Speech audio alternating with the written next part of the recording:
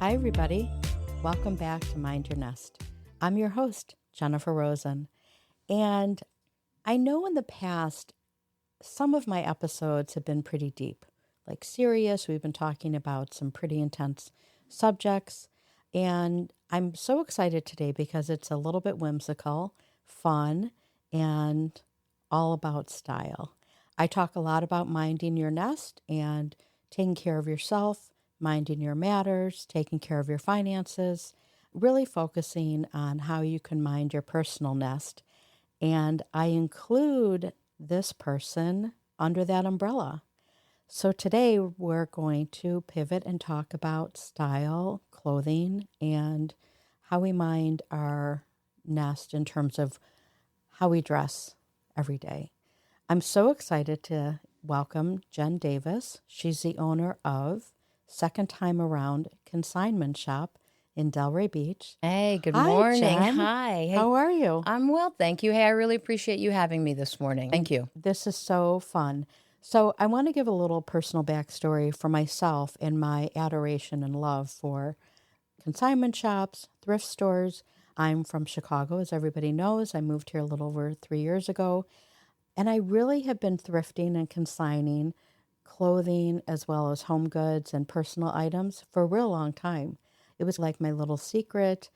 I keep a lot of things close to my heart, and I don't tell people like where you got certain things. That's part of Well, back then, it was hush. Yes. There was a stigma to it.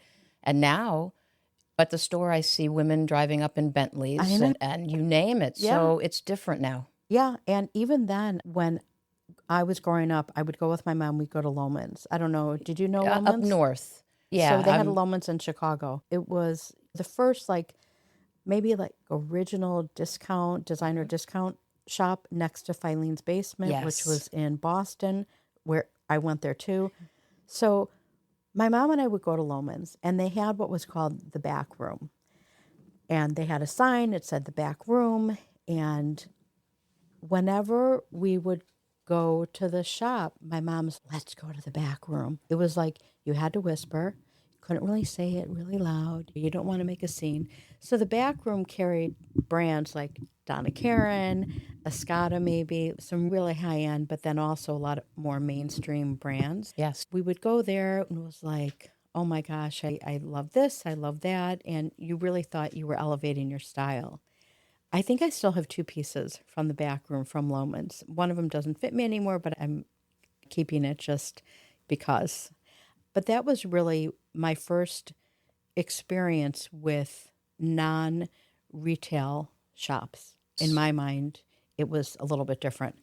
And then from there, I think I started discovering consignment shops when I lived in the city of Chicago. And then there's one of my favorite consignment shops in Milwaukee, Wisconsin, that I absolutely love. So when I came down here, I said, I have got to find my places. And I walked into your shop, and it's just beyond charming. The shop on George Bush Boulevard. Yes. We're right opposite St. Vincent's School and Church. There's a little bakery next to you. Yes, that little Mary shop. Ann's is a little gourmet deli, and then Unbelievable. you have Bellarena Spa. So it's a little niche of, it feels like old Delray in that spot. We open up the doors sometimes and we can hear the kids at St. Vincent's. All right, so we were chatting a little bit before we started the podcast, the episode this morning, and I want you to tell me how Second Time Around came to be your baby. Oh, Lord. So Where are you from? How did you get here? Yeah, I was born here in Delray. My parents have been here since they were about 17 or 18. My mom and dad, both school teachers at Old School Square, before Old School Square. Oh, wow. When it was Delray Elementary. I'm rooted here in Delray. Wow. And I don't know exactly the first day that I entered Second Time Around. I know that I was 13, 14. I was stealing my brother's Baja VW Bug back in the day. What color was it? Yellow. Nice. And the engine was exposed and it was loud and obnoxious. And so I would sneak over and go over to Second Time Around. Ellie Lowry owned it at the time. And I just fell in love with it. I didn't know really anything about fashion. We were raised on a small farm in Delray, which my parents still have. Wow. Where's that? It is a little hidden gem on Lone Pine Road. It is just behind Rainberry Lakes and Rainberry Bay on Okay. Lake Ida. So there are properties anywhere from 1 to 9 acres, and we were raised with pigs and cows and Oh my God, sheep that's and so cool. chickens and whatnot. So back in the day, there wasn't anyone down on Atlantic Avenue. It wasn't like it was today. So what did it look like? Oh, Lord. A ghost town. Really? Mom and pop shops, little quaint little boutiques, not a lot of restaurants. Did it go all the way down to the ocean and then out close to 95 where you got on the highway? Yeah, good question. I never ventured west of Swinton Okay. on Atlantic, and I rarely would head to the beach. Downtown just seemed to be so much smaller to me. There were not the restaurants, and you didn't go out to dinner back then. Right. Went to Morrison's Cafe as a night out once a month, and it was just so different. You would sit and eat every meal at the kitchen table. I did Yes. that too. You know, No as a family. manicures and pedicures Right, I back know. then. Yeah. The self-care was, we mowed our own yard. So I stumbled upon second time around, met Ellie Lowry, found it intriguing. It was an older woman's shop. I was a teenager at the time, and it was the hunt to find that cool suede fringed Right. vintage jacket or these cool funky shoes or outfits or whatnot. So I was intrigued. I didn't know that I would love it as much as I do, or that it fits my personality, that it does, and it's the perfect, quote, job or occupation for me to have for the rest of my life. I love it. So when you first met her, did you just stop there and go in because of your curiosity? Yes. Huh. I don't know. Way back then, that was 40 Something years ago. or 38. I don't know, 38, 40 years ago. So it just intrigued me, this little tiny shop that I could find interesting pieces. Interesting. And then how did that initial stop really start turning into something a little bit bigger? Yeah, she took me under her wing as a niece, watching me grow. I think in high school, I joined her for a couple of days through some busy seasons, which were not like the busy seasons now, but I would help her sporadically. And so she saw me grow and marry, have a child. And then it all came down to '08. In '08, she approached me and she said, I'm ready to retire. You fit. I know you, and I just don't want to put my baby essentially up for sale to anyone. I want to hand this over and be proud of what I've worked for. Amazing. So and at the time we had purchased probably a half dozen homes, and that's what I was doing. I was rehabbing and renting. I was the official landlord. So I had my hands full. I had a 4-year-old daughter, Hannah, and I thought, no way. I put my hands up. I said, Ellie, I'll run it for you. I'll manage it, but there is no way I'm going to take full reins. I can't. I've got way too much on my plate. She said, I really need to retire. I need to move up north, blah, blah, blah. How old was she at this point? Do you remember? I don't know. I don't even think when we closed on the business, we sat opposite Mr. Simon at the closing table. And she said, Simon, was that Simon? Anyway, Mr. Simon, he said, she pushed her driver's license over on the table. And she said, now, Simon, I'm just going to put my finger over on my birth date because I don't tell, as a Southern lady, I don't tell my age, and you're not going to ask it. That's adorable. And so that's what it was back then, even in '08. And that's what kind of woman she is. So I don't know. Interesting. But old enough to know that it was time for her to move on and enjoy her life. Yeah. And so you had that initial conversation. And then was it something that you mulled over, that you slept on it a couple of nights? Did she keep saying, hey, yes. Yes. She kept saying, this would be perfect. She saw something in me that I didn't. Too consumed with life, a child, other responsibilities, John, my husband, life. Right. And John said, we mulled it over a day or two. And he said, just let's make her an offer. So I said, Ellie, okay, here's my offer. And she says, Jan, okay, you got her. And I thought, oh God, now what do I do? You don't say no to Ellie. You don't change your mind on Well, I'm Ellie. sure she's a family member to you. So I looked at John. I go, oh God, now what do we do? Yep. That was before the crash, November of '08. And I ran with it. I enjoyed cleaning the store out, making it my own, shifting older merchandise, older dresses, older styles, things that looked like they had been stagnant in her store. Yep. It felt really good to mind your nest. Yeah. And clean it out. Yeah. And open up a can of, can I say, whoop ass? You sure can. And make it my own and have some fun doing it. Were you by yourself? Did you have any help? Did your husband help you? No, John was busy in his own. John's a mental health counselor here in Delray with a private practice. So he was very busy, and I was married, or was at the time married with John. I thought in my business, I did not want anybody telling me what to do or how to do it, or I wanted to be the sole owner of it. No, I really didn't get a whole lot of help. It sounds like you weren't looking for it either, in a way. For the business? Yeah. No, not at all. Yeah.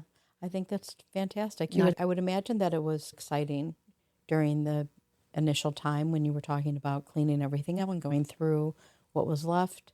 What did you do with the items that were still there that you appreciated for what they were, but knew that they weren't coming along now for your journey with the consignment shop?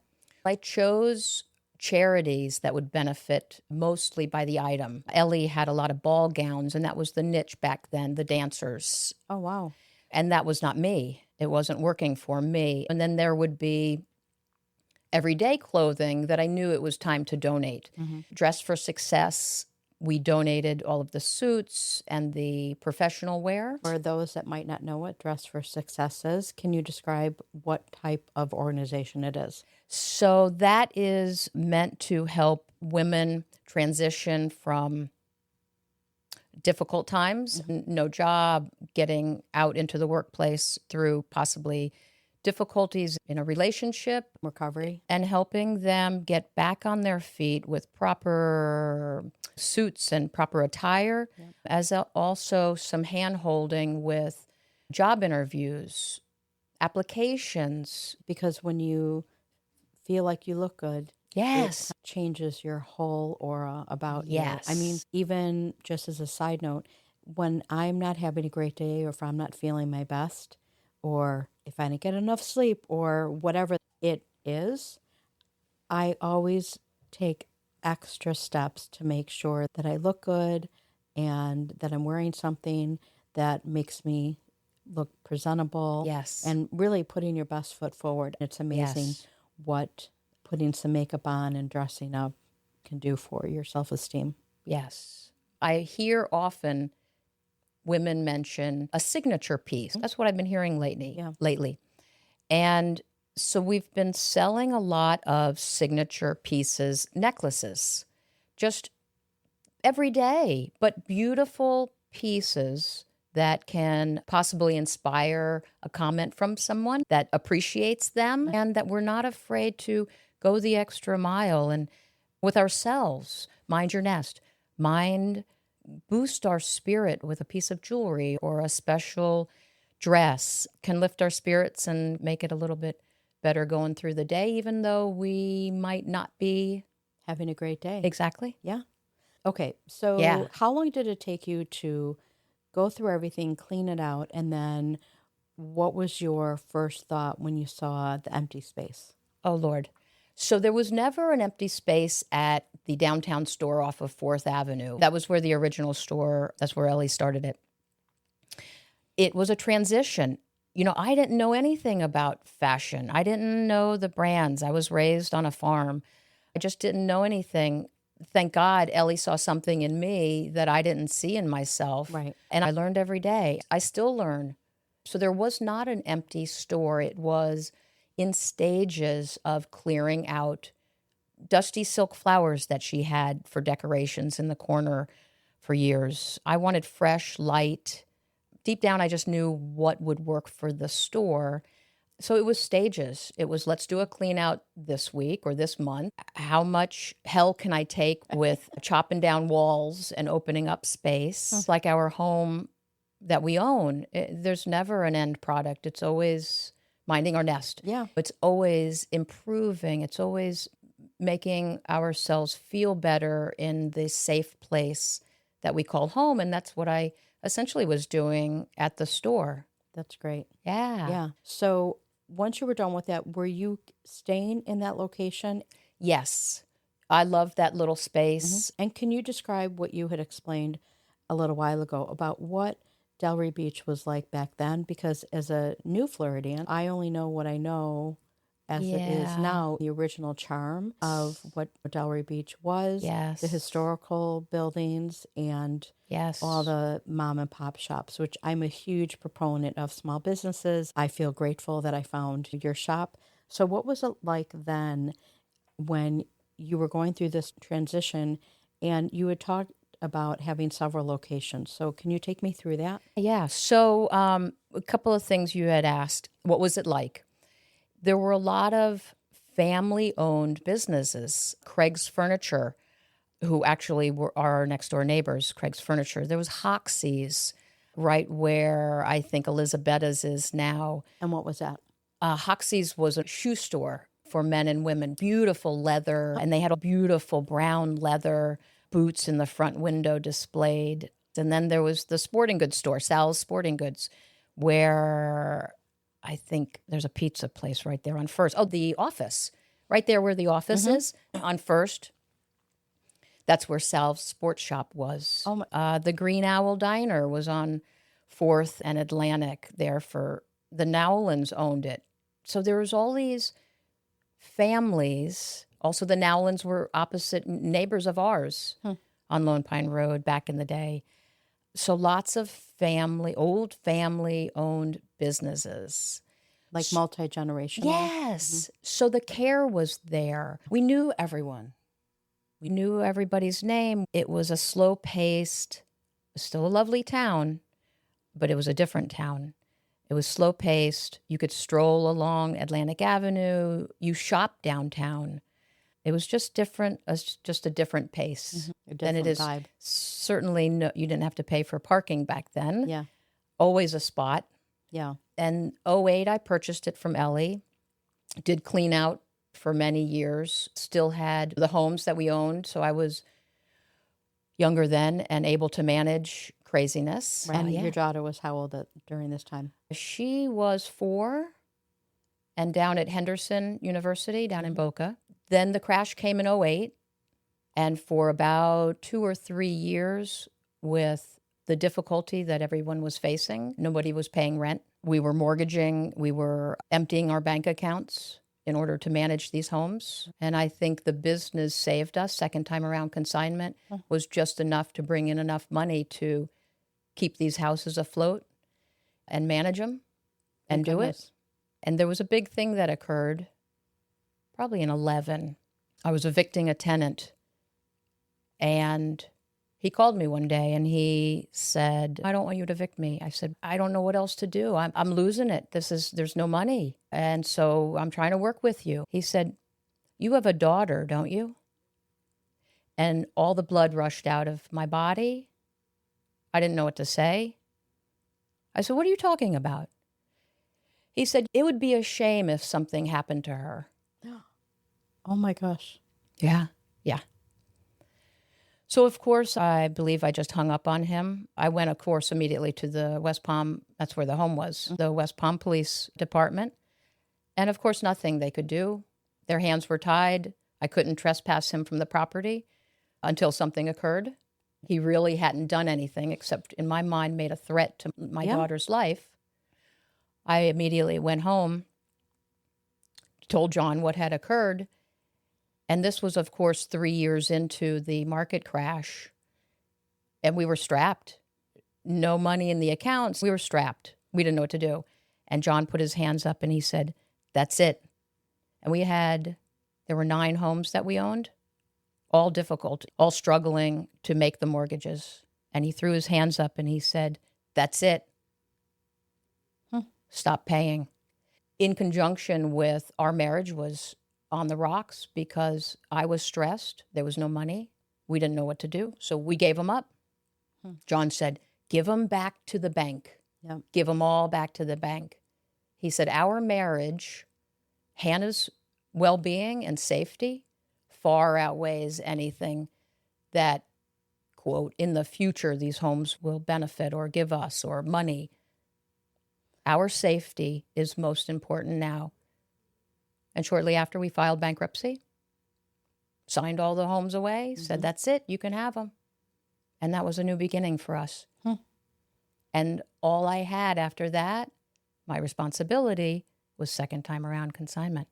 I feel like that is, sometimes we're pushed so hard to the edge of trauma and tragedy and really difficult situations, whether they're threats like you experienced, Yes. obviously financial distress, Yes. financial struggles, personal struggles. That's when the light really becomes brighter and Yes. something gets lifted off of your shoulders. It depends how you obviously absorb all of these signs. If somebody's Yes. saying, Jen, how strong are you really? Are you really that strong? I'm going to push you a little bit more because I don't think you're that strong. And it is amazing when you can't go around, you can't take a left-hand turn and take a different scenic route around these Yes. challenges. You have to go through it and really get to the bottom, whatever your bottom is, whatever that is, in order to come through the other side and see the rainbow, see the silver lining, know that you're stronger than you've ever thought that you were. So I do believe that these are blessings in disguise. They might not feel like that when Yes. you're going through that and you're like, why is this In the happening? set- And we yeah. all go through our struggles. Some are a little bit more private or humble Yes. about them, but some of them are, like for you and my struggles, are life-changing. Okay, so you get through and Got through. now And you're so second now time around. Yeah, so I had my baby and I could let go of my steel-toed boots that I wore often at the Yeah. apartments. And I could trade them for my, not stilettos, but my Dolce & Gabbana little sandals.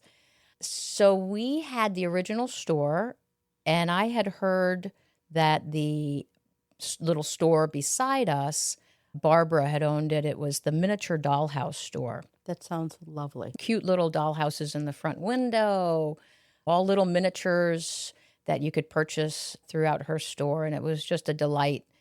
And so she was retiring also. So I went to Dr. Bob George of the George family, who originally owned most of those 2 blocks. I love Dr. George. So I went to him and I said, please consider us. I'd love to expand. I'd love to knock through this wall and take over Barbara's space and enlarge. So I wrote him a letter, again, persisting. And so he said, go ahead and take it over. And we did it. And it was Awesome. fabulous. We had, it was a hoot. We had, during some of the Delray Affair events and the street fairs that occurred on Atlantic Avenue, we would move our merchandise out to the sidewalk and have these just extravagant yard sales with all of the sundresses and the cute little tops and whatnot. The thousands of people that strolled past Yes. in these events. We had some fun and we moved some merchandise. I think that's amazing. Where back then, was the store similar to what it is now with clothes, shoes, accessories, and other beautiful items? Great question. No, it was everyday clothing. It was Coldwater Creek, Chico's, Talbot's, and Taylor, Express, because that's when Express and Limited were hot little stores in the mall. It was different back then. I remember, and I couldn't tell you how far into after '08 buying it, that someone came in to consign a pair of Chanel, I think they were white and black two-tone, with the flower Oh, the on the classic. front. Yeah, a Chanel pump.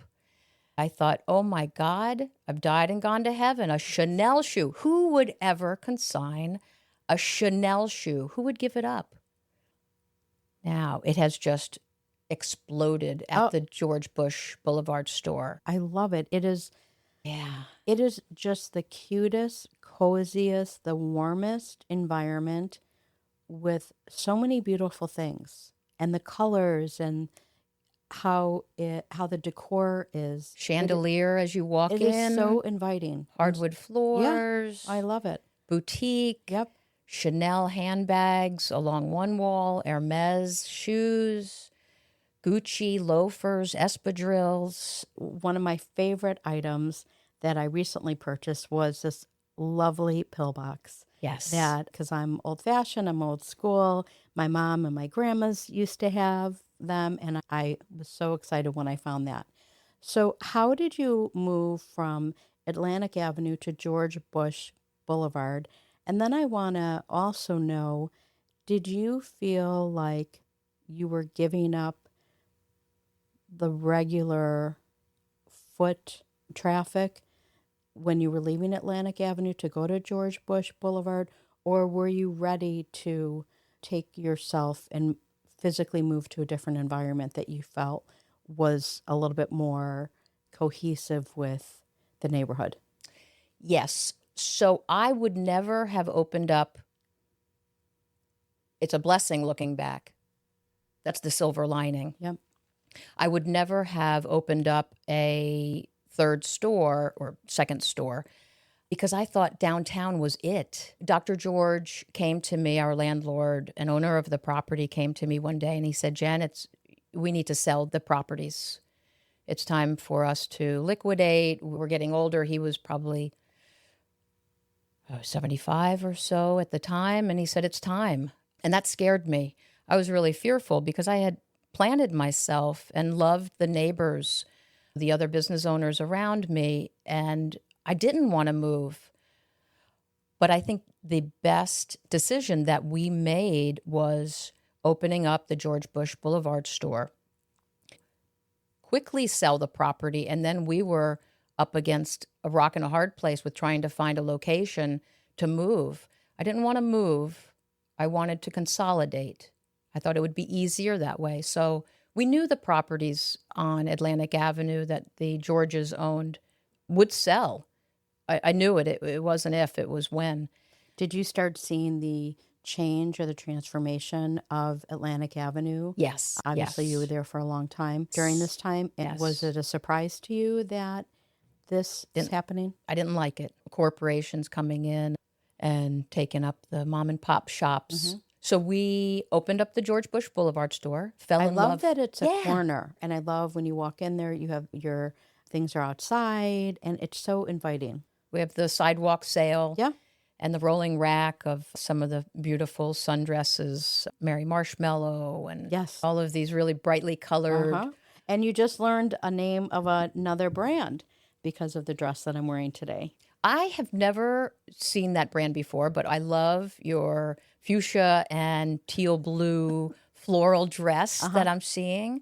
So yeah, really a cute dress. Thank you. So when you moved to that space, was it empty? Was there anything in there? That was a chiropractor office that he was moving out. And so it was completely emptied. And we had a bare footprint that we could completely create exactly what we wanted and have some fun with it. My husband loves carpentry outside of the mental health counseling business. So he laid the hardwood floor for me. Wow. Was that the first task constructional thing that went in there when you were starting to build it out? The Gwen family who owns these property, there's a large other buildings that they own, but the Gwen family, they were nice enough to come in there and they did a new air conditioning system, new insulation in the attic. There were all just some cleanup that needed to happen. They painted and whatnot, but the flooring was up to us. How the space looks now, is that how it was when you started adding it to life? Yes, that was the shell. So I haven't changed the shell. We just have slowly added display cases, changed some out throughout the year that sometimes less is more. Yeah. Yeah. That's what I also love is it's not just these rounders Yes. or racks everywhere you look. You have the cases that you describe are highlighted with shoes and purses, other accessories, scarves, and yeah, Pillboxes. pillboxes. And I love when you walk in, you have the higher end handbags are up at the top. Louis So yeah, Vuitton, Gucci, Chanel, yeah. Gucci, Prada. And I love it because you don't just have products like at eye level or Yes. depending on how short or tall you are, and then the shoes on the side, but you also automatically look up because there are products there too. And it doesn't feel overwhelming. It doesn't feel like there are too many products or not enough.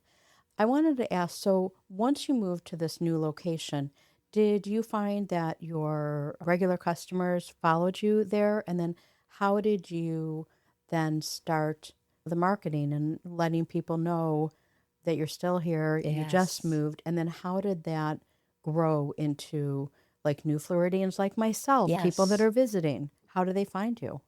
So we ran the downtown stores and George Bush for about 2.5 years. So it was 2.5 years before the George family finally signed and sold the properties. There was a learning curve in those years of running the George Bush Boulevard location, but I'm actually very glad and blessed that the downtown stores were purchased, that we moved from downtown. It no longer was us any longer. I wanted that quaint little store. I wanted locals as well as tourists, but I wanted for everyone to feel like a local. So we've been in the downtown store, that was 10 years now at the Wow. downtown store. And it was actually a double blessing because when when Dr. George came to me and told me he sold it, I got breast cancer. That was 2016. So I'm fine now. Everything's good. And the typical chemo and radiation and the no hair anywhere. So, I but can't even imagine. with them selling the properties in 2016, then I got diagnosed. Then the Menon Corporation, who purchased the property, gave us an eviction notice and said, nope, we don't even want to raise your rent. We just want everyone out. Wow. So I thought, hey, perfect timing. I could not physically have handled the stores downtown and the George Bush Boulevard location because I was running them myself. So A I little couldn't have bit too done it. much. But I think that running those stores for those many years was killing me, and I couldn't have done it much longer. So it was a blessing in disguise. We let go of the downtown store. That was hard. Cried my eyes out. I missed the neighbors. I missed the feeling of everything. But it was a blessing. After about a year, I came to some counseling there to help me break through some stuckness. Yeah, stuckness. Yep. And then started flying and letting go of feelings, things that were not helpful, past what was I holding on to and what was I mad about. I was so mad. It took me a year to get past that and start flying. Yeah. It's interesting that you shared that because it really is challenging and I think somewhat paralyzing Yes. to have one foot stuck in the past and another one stuck in your future Yes. because you don't know which way to go because focusing on the past typically is known to cause depression and Yes. it could be a very somber time and having your foot in the future for a lot of people causes anxiety because you just don't know. And it is a hard concept to grasp that just like focusing on today, what do you have to get done today? What do you need to do today? Seems, at least for me, it's helpful to just keep me grounded and then just try to be as productive as possible because you never know what could happen tomorrow. And so I'm wondering if you felt more comfortable in a certain spot during this time when you were transitioning from Atlantic to George Bush, given your health crisis and everything? Because it sounds like you've really overcome and you've been able to move through these. You've had several challenges, as I shared, personal, professional struggles, health, all of those things. That was it hard to, once you were through it and you're like, oh, I think there was an aha moment in combination with therapy that helped me unstuck myself from this anger that I held for this corporation and the changing. I didn't like the change. I didn't like it. So I was mad. I don't know. So the aha moment was Doug Flemons, my therapist, helped me through it. Thank God for those therapists. Thank God for Doug Flemons. And then I believe one day in January, couldn't tell you the year, we flew open those doors at the front of the store, opened up the back door, back window, and this magnificent cool breeze came through. And I could hear the laughter and the screaming of the kids opposite us in the humongous soccer field at St. Vincent's School and Church. And I remember feeling lighthearted. I remember feeling like this is going to be okay. It's going to be okay. And I love this here. I absolutely find joy. And that was the aha moment when I could turn the page, let go of the anger and the past, and really see what was in front of my eyes and aware of what could be day to day. Yep. Day to day. And now look at you, you're 10 years Hi. into it. All right. So what I'm sure a lot of people like to know, is especially myself, when you go into a consignment shop, number one, where do you get the items? How do people donate their items or consign with you? I know every location has its own. Yes. Exactly. Yes. How does that happen? And do you take consignments every day? Do you have to schedule an appointment? How does all that work? We stopped consigning, although we still consider ourselves a consignment boutique. We stopped consigning, which means someone brings in their merchandise, there's a contract, there's a percentage split, 60-40, 50-50, 80-20, whatever it is, depending on the item. We stopped doing that. It was too labor intensive for me to handle. And I didn't like that I did not have control of the merchandise in my store, that the merchandise in my store, when we were consigning, belonged to somebody else. Right. I did not like that. And I knew that people also didn't like signing contracts or waiting for their money or never knowing what percentage they would get if something went on sale, the uncertainty of that contract. Yep. They hate it. So we decided to buy outright. Someone walking in the door, whether they found us on the internet, Google, or word of mouth is huge for us. People love the store and they love to tell their friends about us, about second time around. Yeah. Count me in. I love it. So we buy outright. And what that means is you come into the store. I pick your brain ahead of time to make sure that you're bringing in the right seasonal merchandise for the time. I review your items and I give you a buyout price. Wow. You bring me a Chanel handbag, let's say a classic flap jumbo, and I say, how's 4,000? How's 5,000? Wow. I can Venmo, Zelle. That's fantastic. Or a good old-fashioned check. Yeah, yeah. And that way, when the person leaves, we've negotiated. They're happy. I'm happy. I have control of the item. And they don't have to worry about a contract. I love that. I love it. The first time I came in there and I asked about what your process and policy was regarding that, it took me a minute to understand and absorb it because I think I've shared with you before, since I moved here, I've consigned, in the traditional way with a couple of stores. And You only know what you know, and that was, oh, okay, I understand this. So it took me a while to reread your policy and grasp the concept, but hearing you explain it is, and knowing your personality and, how you described when you're in a marriage, Yes. it's a coexisting and negotiation of Yes. decisions and all those things, to why you were such a successful business owner is because of your mindset and how you look at things, and which is really so interesting. And hearing you explain about the Chanel handbag is so easy to understand.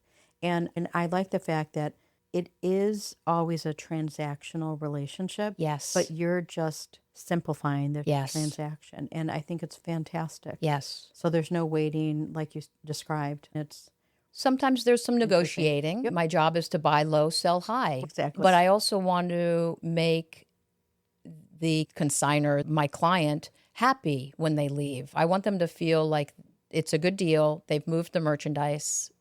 And now they can go on with their day. You had also asked, where do we get our merchandise? At this point, it is from so many people that are either moving here and realize that they don't need as many pieces of clothing or as many handbags, or maybe they've just outgrown something and it's time to move on. There's often times where families will have second and third homes, receive shipments.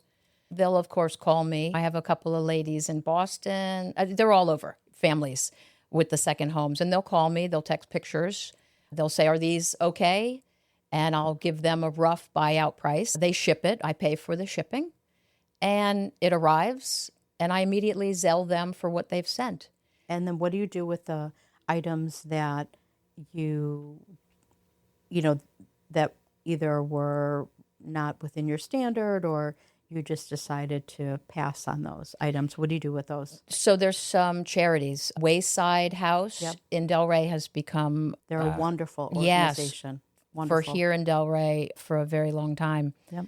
You really need to be all in with your heart and all of that. So that's wonderful. Yes. And then are there ever any items that you've received that are not in a sellable condition, where they just get discarded? Or do people now, are they a little bit more thoughtful when they're sending you items or bringing them in? Both. Thank goodness there's not many times where there'll be a lot of merchandise that really just needs to get donated to a homeless shelter, or I also drop merchandise off Boynton Beach Boulevard to the soup kitchen. Oh, great. So there'll be times, or if I get something like children's clothing or jeans, I don't sell a whole lot of jeans. So the normal everyday wear will go to the soup kitchen. And so it's just constant. The amount of merchandise that comes into this small little second time around shop is amazing. Women don't realize what comes in my door every single day. You had asked about how often. We get about 10 calls a day for women wanting to bring merchandise in. There are 2 or 3 walk-ins that don't call. Oh, and they just show up. And they just show up. So we try to accommodate. Yeah. We're real flexible. Yeah. And are you the one that has the final say, yay or nay, whether you're going to accept, let's say somebody brings in 10 items and you take all of them? Or does your staff have the same ability, and how does that work if you're not there? The staff, I've tried to, over the last couple of years, hand more and more responsibilities over to them. I don't want to retire. Right. You don't seem like the kind of girl that would retire. And that means delegating responsibilities. And relinquishing a little bit, even though it might be a millimeter, can feel scary. Now, John, my husband, says control issues. Yeah. But I like flying the plane better. Yeah, listen, That analogy. I've been flying the plane for a very long time, so I understand that whole thought process. My staff is truly helping me with the initial process. They know what's going to work for the store. They know what sells. Right now, we do a lot of Jay McLaughlin, Lily Pulitzer, Mary Marshmallow, all those bright Palm Beachy colors and maxi dresses. But then I will, of course, control issues. I will be the final say in what stays and what I pay. But it is very helpful that they step up to the plate and take a lot of the weight off of me. Yeah, that's teamwork. I right? love them. Yeah. My team, we all have our strengths and weaknesses, Yep. and between all of us, we make a pretty killer little engine of consignment Yeah, and merchandise. very fun, I must say. Everybody has a personality. Every time I go in there, you can wind up staying. Yes. Bring a cup of coffee or hot tea and just pull up a chair. Yes. Jen, you're a very interesting human being. You really Thanks. are. Thanks, And girl. as I said, having been such a fan and a customer and a client or whatever you want to call it of consignment shops, both housewares, Yes. furniture, clothing, etc., etc., I truly find it so interesting to ask how you got started in this. And everybody has their own way of getting there. And your story and how you acquired this amazing consignment shop is so charming. It's so lovely. And being a Floridian and being a Delray Beach resident, one of my draws was the cute and cozy, the charming Yes. environment, the people. And I'm just grateful that I walked in your shop. Me too. And everybody, if you're a consignment shopper or if you've never consigned and you want to know where can I get something that nobody else has, which I'm a huge proponent of. I don't like seeing myself walking past me on the street. Then I highly recommend you go to Second Time Around Consignment Shop on George Bush Boulevard. When you're done shopping, you can go right next door to the cute, what's it called? We have Mary Ann's that's right next to us, Oh, and my then God. a French bakery around the corner. It is delicious. You can have some chicken salad or tuna salad or a salad sandwich. And then you can go get your facial and mani-pedi at this very peaceful spa. It's called Bella Reina Spa. Nancy Reagan owns it, just 3 doors down. It's the cutest little neighborhood. I highly recommend that everybody get on their cars right now and head over there. Jen, thank you again for coming. I truly appreciate it. And I know I'm going to see you again soon. Yeah. Yeah. Hey, we're also, just a little plug, we're open 7 days a week, 10 to 5. Thank you. Every single day. There's probably 4 days a year that we're closed. We'd get hate mail if we were not open 7 days a week. Right. I do love the fact that you're open on Sundays because not a lot of consignment shops are. Okay, everybody, another episode in the books, as they say, and I hope you enjoyed it. And remember, have a great day, and don't forget to always mind your nest.